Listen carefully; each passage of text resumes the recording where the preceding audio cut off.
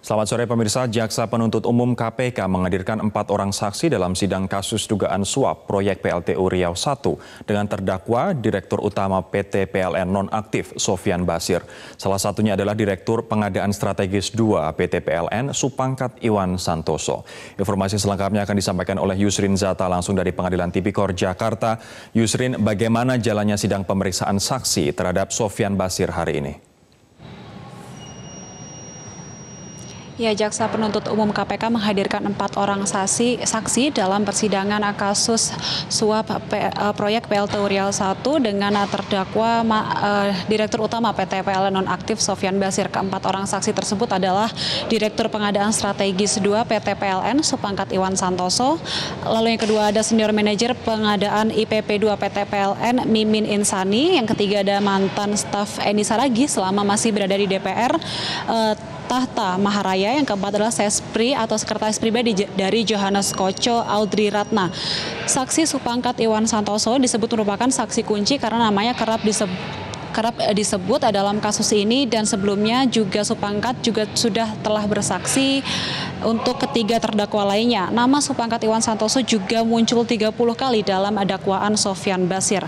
Supangkat juga disebut-sebut kerap ikut dalam sejumlah pertemuan antara Sofyan Basir dengan mantan Wakil Ketua Komisi 7 DPR RI Eni Maulani Saragih, mantan Ketua DPR Setia Novanto, dan juga pengusaha Johannes Koco. Dalam kasus ini, Sofyan Basir didakwa membantu transaksi dugaan suap proyek PLTU Riau I, di mana Sofyan Basir ini dinilai memfasilitasi kesepakatan proyek hingga mengetahui adanya pemberian uang sebesar 4,7 miliar rupiah.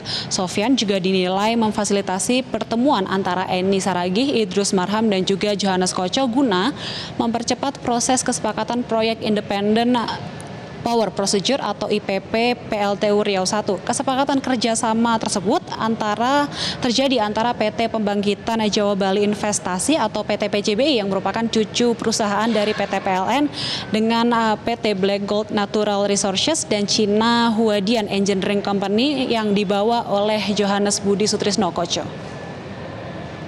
Rory. Yusrin tadi mengatakan bahwa Supangkat Iwan Santoso ini merupakan saksi kunci. Lantas pernyataan atau kesaksian signifikan apa yang disampaikan oleh dia yang meringankan atau memberatkan Sofyan Basir? Ya, betul sekali, Supangkat Iwan Santoso ini juga disebut-sebut merupakan saksi kunci dalam kasus ini, dan tadi dalam kesaksiannya di depan majelis hakim, Supangkat ini membenarkan diminta mempercepat proses kerjasama proyek PLTU Riau I, di mana permintaan tersebut datang dari mantan Wakil Ketua Komisi 7 DPR RI Eni Maulani Saragih.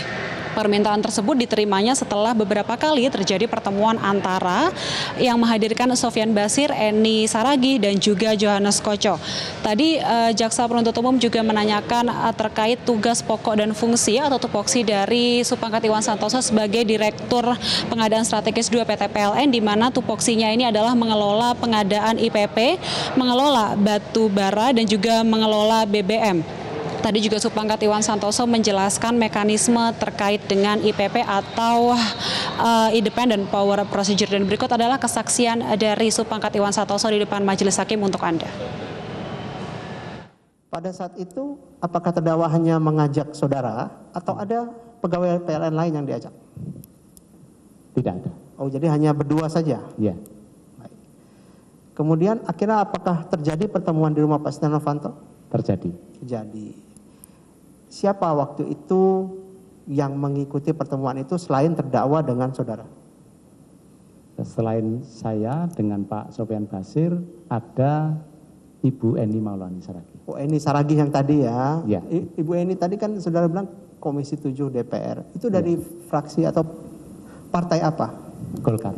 Partai Golkar. Golkar. Baik. Kembali ke pertemuan yang tadi. Apa yang kemudian dibahas di situ?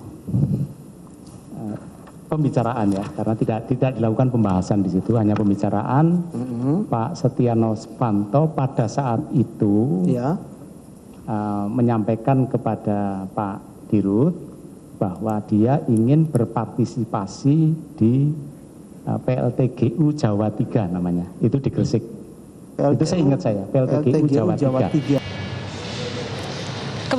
Saya kembalikan ke Anda di studio, Rory. Yusrin Zata melaporkan langsung dari Pengadilan Tipikor Jakarta. Demikian